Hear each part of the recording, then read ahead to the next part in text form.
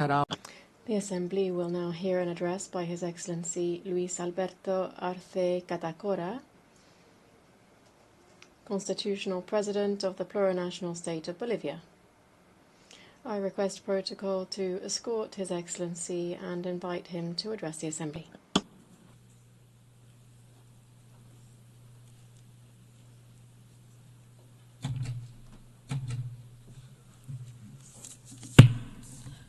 Muy buenos días.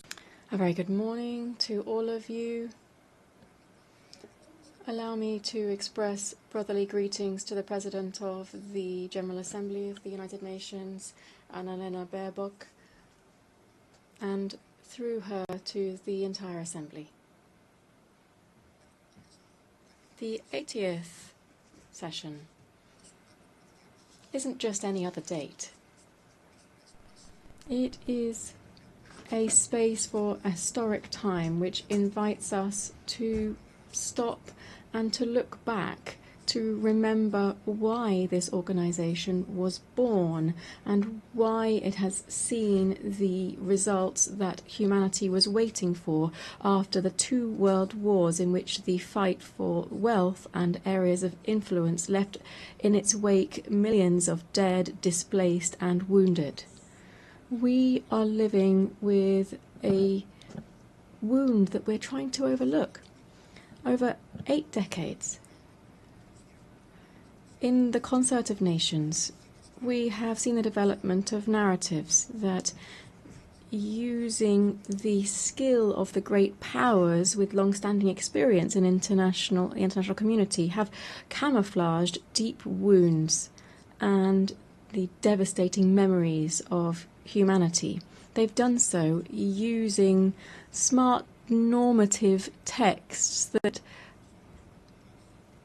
pretend to be the duty of the United Nations through audiovisuals and others that are not very effective in facing flagrant problems such as neocolonialism in all of its expressions, territorial occupation, economic, political and cultural interference, racism, discrimination, the arms race and violence which is implicit in all of this, without taking into account other aspects such as hunger, climate change, the food crisis and the increasingly frequent economic crises.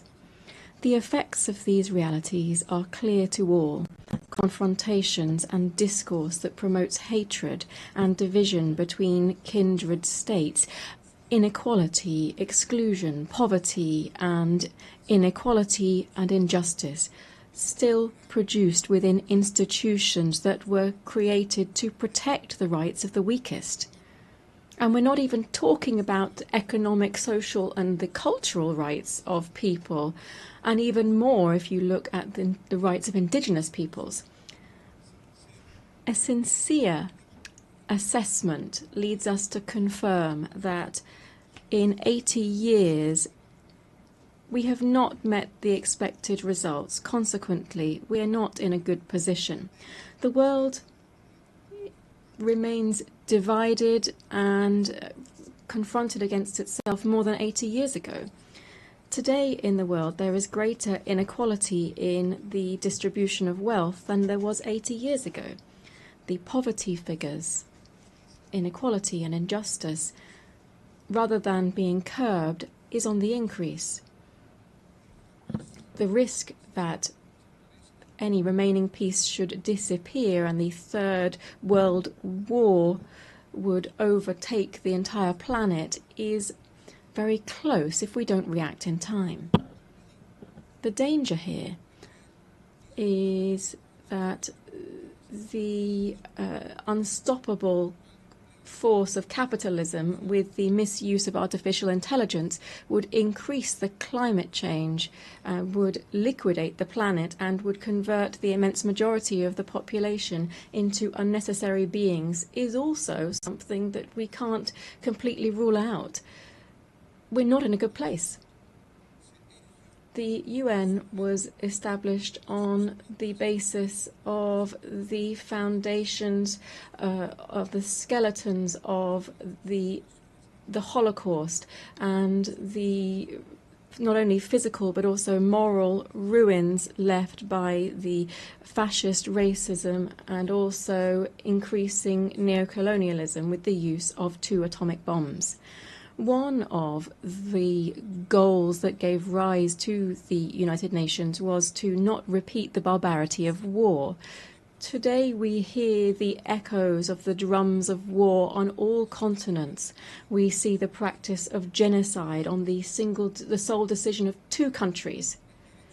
We deny the right to be free and sovereign to a people. Sophisticated weapons are used against a sovereign country, and increasing militarization is being promoted within a region with double standards in combating the war on drugs. And at the same time, we maintain a criminal blockade against its people and the state for the sole crime of having claimed its own independence more than 6 decades ago. Wars are not the same as we had 80 years ago. Wars now are multidimensional. They use economic, financial, media, information, cyber warfare, without even taking into account military warfare, which now encompasses biological warfare, war from space, and other technologies that continue to be developed with impunity on the basis of technology of war. It would be nothing new to have climate wars that would have an impact on sovereignty and food security, jeopardizing strategic resources such as water. We are putting at risk the very survival of the human race on Earth and of life itself on the planet. Just taking off the mask from all of these tragedies, we can see that the cause of all of this is the wild capitalist system that places the greed of the few over the rights and lives of the majority on the planet.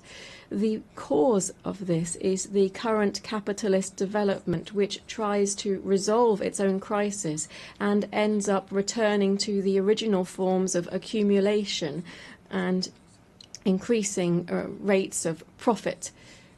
Capitalism and its imperialist face is once again using the deployment of violence, plundering natural resources from sovereign states, and with bloodletting to lead to the political and economic power and take that away from another. Added to that, we have a third cause of the current wars, which is more immediate. That is the obsessive zeal of the new Trump administration to give the United States back its position as a hegemonic power at the cost of the liberal system, free trade, globalization, and to cause pain and death. Why? For what? To take ownership over natural resources, to take control over commodities for the benefit of an imperialist system, and to subordinate the majority of countries for their insatiable thirst for privilege and wealth, and to try to maintain a unipolar order at any cost. The recent publication of the US Strategic Defense Policy sets out a deployment of its troops around the world to in its areas of influence, Canada, Central and South America, among others. The recent history with our neighbours has made us realise this is nothing else but a new way of implementing Monroeism, which was a doctrine which said that America is for the North Americans, generating conditions for a new era of neocolonialism. Madam President, distinguished heads of state and government, from the indigenous name for Latin America and the Caribbean, we can say that we are a zone of peace, and we did so at the second summit of CELAC in Havana in 2014. The nations in our region are complying with this mandate that we set ourselves, still bearing in mind our political and ideological differences on various topics and with regard to border and territorial occupation-based disputes that remain ongoing. We can say, when we invert the equation of the Pentagon, that it is peace rather than war that guides our international relations. In hearing this statement in 2022 in this same place, I came to appeal to the United Nations for a General Assembly to declare to the world that it would be an entire territory of peace. And 11 years have passed since that historic declaration of CELAC, and 3 years since I made that statement in this assembly. Not only have we not declared the world as a zone of peace, rather we are facing the harsh reality of seeing how death is becoming increasingly normalized in international relations. We also feel the threat of fascism in all of its variants to try to exploit and dominate peoples at the current time. The threat of death has made is covering Latin America and the Caribbean. We are seeing a bellicose potential, which would even go so far as to use missiles, submarines, helicopters, using the pretext that this maritime space is being used against the national security of the United States through the illegal introduction of cocaine through illegal gangs belonging to drug cartels. Beyond violations of international law, this provocative action of imperialism has two intentions. First, to intervene into our kindred Bolivarian Republic of Venezuela that since 1999 has been raising high the flags of the freedom of its people and the sovereignty of its state, and which possesses considerable natural resources, particularly in oil, which the North wishes to appropriate and claim. Secondly, to try to reconquer the Latin America and the Caribbean on the basis of it undermining liberal democracy, to impose militarization and to use other colonialist practices that we should call out. Imperialism is said to be used to combat drugs trafficking. This is a fallacy, because if this were true, it would actually be taking effect within their own country, where the demand for this type of drugs is high, and where in its origins, where we see different types of organized crime. What the United States is trying to do is to give our region the role of holding back the edification of a multipolar world and to submit it to its own interests. Added to these military actions, the images of which have been seen around the world, we see other types of devastating actions, such as those aimed at strengthening the economic blockade against Cuba. Billions of dollars are owed by the United States to the Cuban state due to these unilateral coercive measures, which are explained on the basis of rejecting the first communist revolution, which will never be destroyed. The threat of death is also afflicting the Middle East. In the Middle East, the pain of millions of families and the death of hundreds of thousands of Palestinians finds no consolation. All of this history tells us has the unconditional support of the United States, which wants to speed up the displacement of the Palestinian people as quickly as possible. Peace will be an empty world while the Palestinian people continues to face practices of genocide and does not have its own land and full sovereignty with East Jerusalem as its capital. But in this region, that's not the only thing that's happening. The fragile political and geopolitical stability is threatened by preventive attacks against the Islamic Republic of Iran and against the small nation of Yemen, very similarly to what is happening, what was done by ex-President George Bush. The threat of death is also clear in Eurasia. In Eurasia, despite the intermittent attempts to achieve a political outcome, the expansionist ambitions of NATO, which is nothing else than the military arm of concentrated capital, is trying to protract the military conflict by using Ukraine as a launch pad against the Russian Federation. The threat of death also hangs over Asia. The East China Sea, which is an area of great geostrategic and economic importance, is facing two problems that could have an impact not only on the region but also the entire world.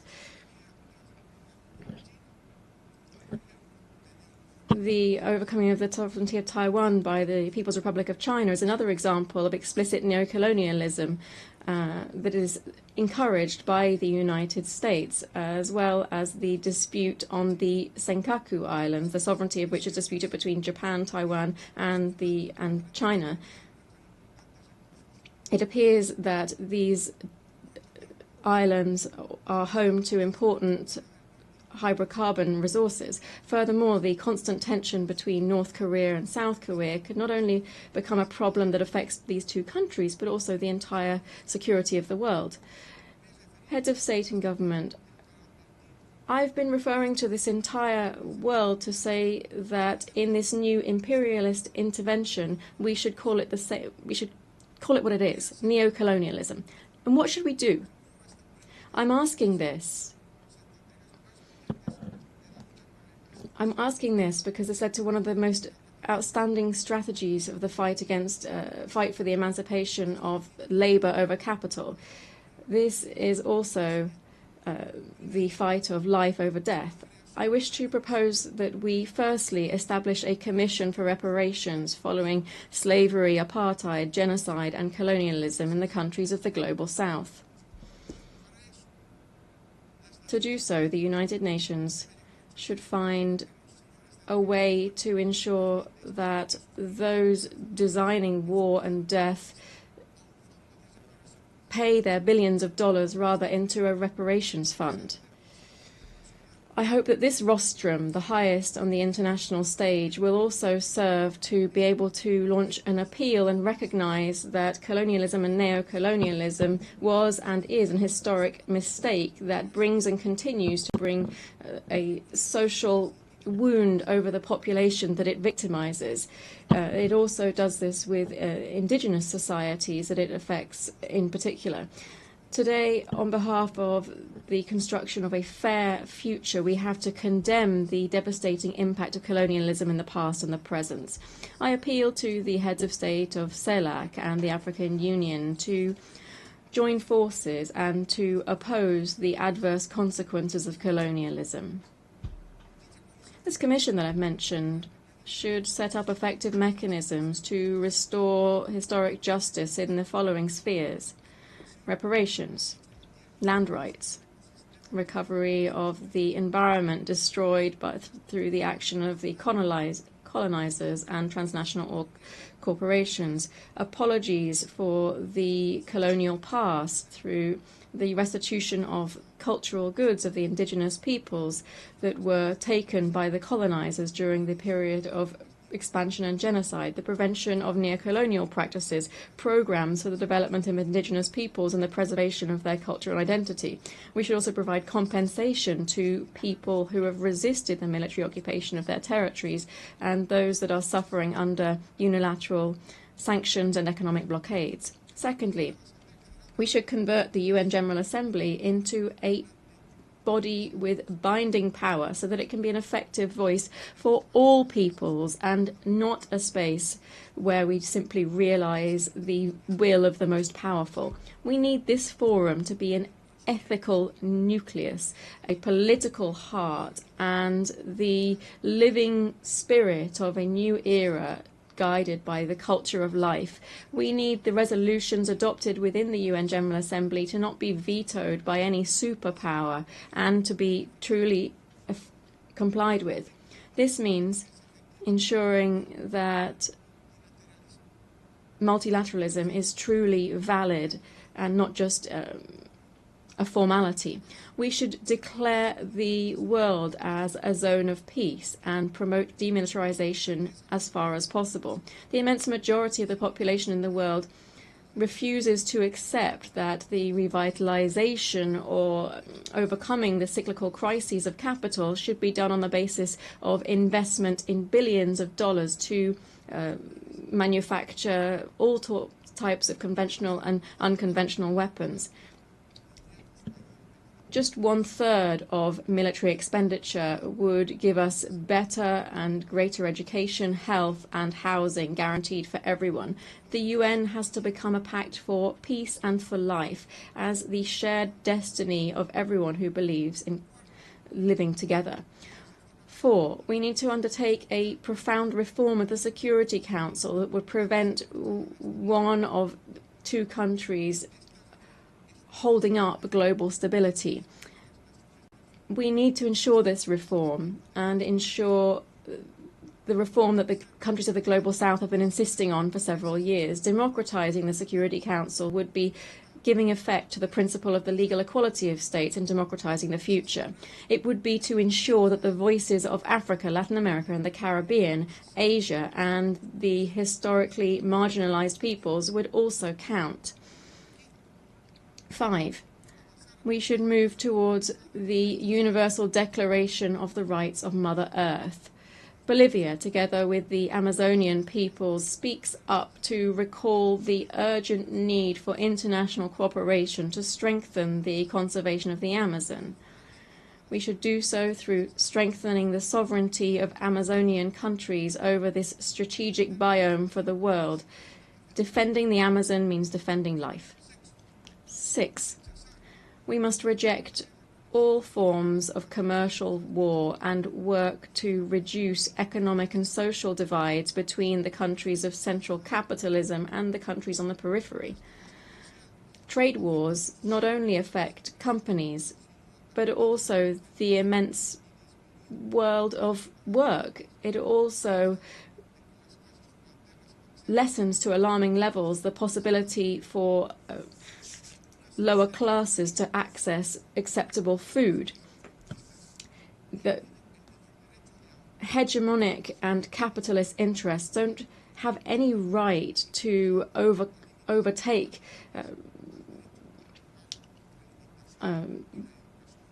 rights of trade and reduce the right to employment, food and education for the working classes. Dear guests here at the 80th session of the UN General Assembly, I'm very grateful that on this occasion of the 80th anniversary of the establishment of the United Nations, having listened to the analysis and the outlook of the plurinational state of Bolivia over critical problems facing us today, and as we look ahead to working together for peace, development and collective human rights, the Bolivian people, to whom we have guaranteed a democratic transit as that we have not seen in 28 years in our country, is looking forward to seeing the changes that we must see within the United Nations in order to guarantee global peace. Thank you very much. Gracias.